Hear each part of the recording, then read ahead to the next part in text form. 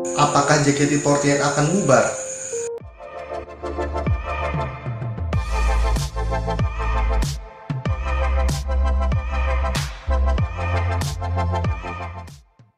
Halo guys, welcome back to my YouTube channel, Teddy Topan. Ya, beberapa hari yang lalu, Melody Nurramdhani Laksani selaku GM Teater JKT48 mengumumkan bahwa JKT48 sedang tidak baik-baik saja. Hal ini dikarenakan pandemi yang menyebabkan seluruh kegiatan JKT48 sulit untuk dijalankan sejak akhir Maret 2020 lalu. Teater dihentikan, handshake event dibatalkan, dan lain-lain.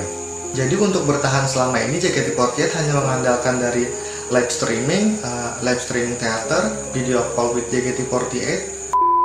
Meski JKT48 sudah bertahan melalui live streaming, show teater online, dan kegiatan-kegiatan lainnya, namun itu membuat JKT48 tidak bisa bertahan secara maksimal. Karena faktanya secara bisnis, JKT48 mengalami kerugian finansial yang besar, yang mana menyebabkan posisi mereka itu sulit. Nah, jadi ada hari di mana manajemen ini berkumpul dan berdiskusi untuk menemukan hasil bagaimana JKT48 ke depannya.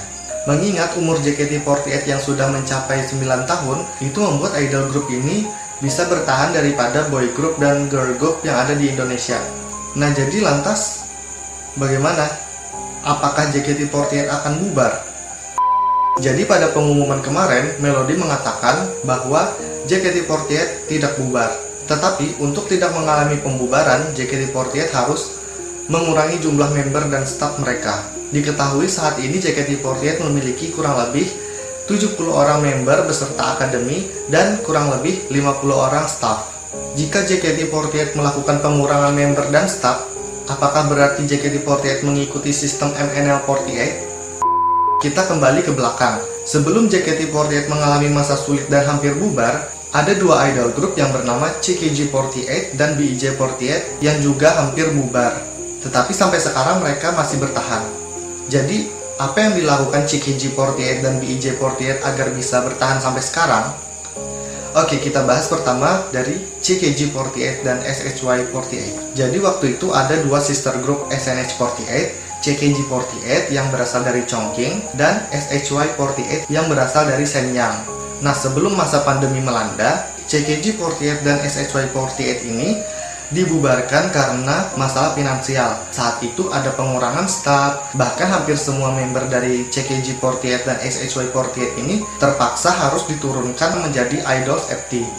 Idols FT adalah istilah untuk trainee ataupun akademi bagi SNH48 Group. Nah, jadi hanya beberapa member populer dari CKG48 dan SHY48 saja yang ditransfer ke sister group SNH48. Nah, berbeda dengan SHY48 yang resmi dibubarkan, yang tidak ada lagi member dan staffnya, CKG48 masih memiliki staff. Staff mereka masih bertahan. Walaupun saat itu CKG48 sudah resmi dibubarkan oleh pusat, oleh Star48 atau manajemen SNH48 lah. Namun mereka perlahan-lahan bangkit meskipun tidak diakui secara resmi sebagai sister group SNH48. Meski begitu, mereka tetap bertahan sampai sekarang. I think it's good. Lantas, apa sih cara yang dilakukan CKG48? CKG48 Reborn menghapus sistem tim dengan stek teater non-permanen dan staf yang tidak banyak. Jadi saat itu CKG48 ini sudah tidak punya teater, jadi mereka memakai teater yang bukan teater mereka yang awalnya gitu. Padahal dalam sejarah 48 Group, teater CKG48 ini termasuk teater yang paling bagus, paling luas stage-nya.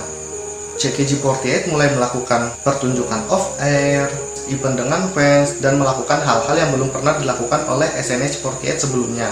Saat itu, member CKG48 hanya sedikit, dan hanya bersisakan member yang tidak populer. Member yang populer sudah dipindahkan atau ditransfer ke SNH48.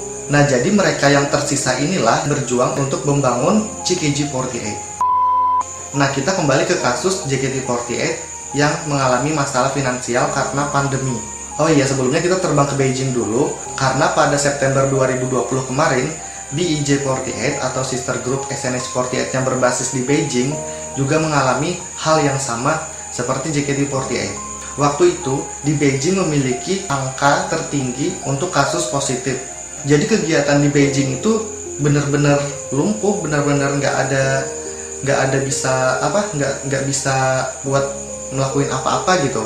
Termasuk BEJ48 tidak bisa melakukan teater mereka. Hal ini membuat BEJ48 tidak memiliki pemasukan untuk menggaji member, untuk membayar sewa gedung, untuk membayar sewa asrama, untuk membayar sewa teater. Jadi yang dilakukan manajemen BEJ48 saat itu adalah membubarkan seluruh tim, membubarkan tim B, tim I, dan tim J.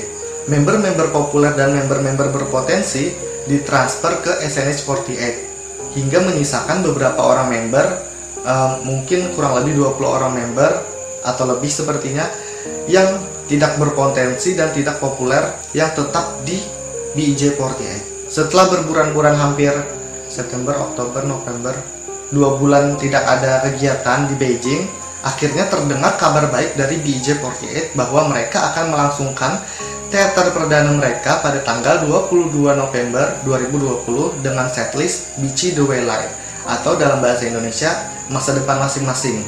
Nah, jika kita lihat antara permasalahan JKT48 dan BEJ48 itu sama-sama berada di masalah finansial akibat pandemi. Langkah yang diambil oleh CKJ48, BEJ48, dan JKT48 adalah sama-sama mengurangi jumlah member dan staff.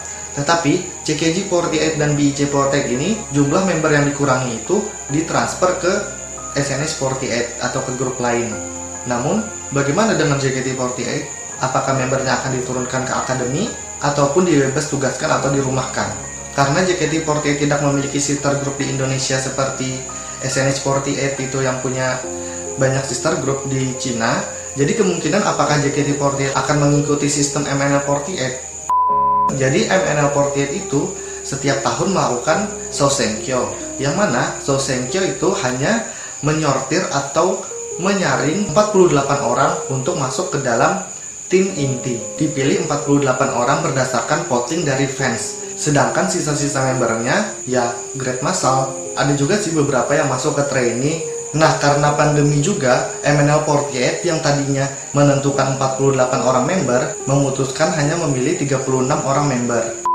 Jadi kalau kita lihat JKT48 akan mengurangi jumlah member jika menggunakan sistem MNL48 ya, berarti apakah JKT48 akan melakukan Sosenkyo sehingga fans bisa melakukan voting member mana yang berhak untuk tetap berada di JKT48 dan member mana yang akan grade massal. Sampai saat ini belum ada penjelasan lebih lanjut tentang hal tersebut. Kita hanya bisa menunggu pengumuman lebih lanjut tentang pengurangan member dan staff JKT48. Kalau menurut kalian, apa nih yang akan dilakukan JKT48 untuk mengurangi membernya? Apakah seperti CKJ48 dan BEJ48 yang membubarkan seluruh tim? Ataukah JKT mengikuti sistem seperti MNL48 yang mana harus ada Sosenkyo sehingga fans bisa memvoting mereka? Oke, kita tunggu kelanjutannya. Silahkan tulis opini dan pendapat kalian tentang JKT48 ke depannya di kolom komentar ya. Semoga pandemi ini cepat berlalu, JKT48 bisa bertahan dan bangkit kembali. Oh iya tuh, ada juga pesan buat jangan streaming ilegal. Oke, gua rasa sudah cukup. Jangan lupa untuk like, komen, share, dan yang terpenting jangan lupa untuk subscribe channel YouTube gua, oke? Jangan lupa juga untuk menyalakan loncengnya agar kalian mendapatkan informasi video terbaru dari gua, oke? Sampai jumpa di video berikutnya. Bye.